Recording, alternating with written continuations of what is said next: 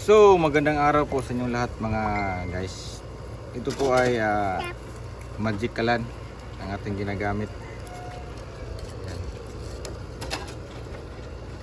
So, mga bata ko ay naglaro ng apoy. Yan, ito pong magic kalan guys.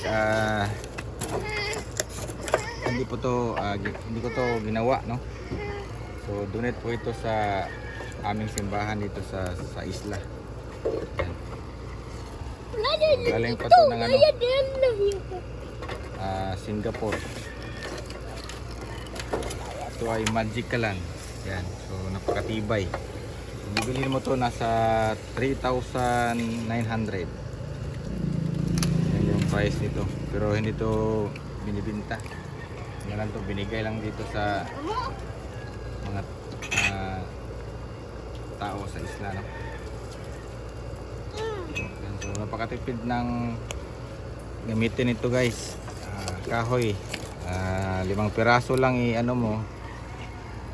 Yan yung niya, yung siga niya.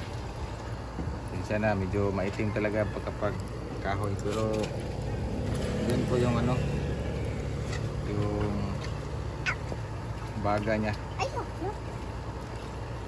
Napakatipid.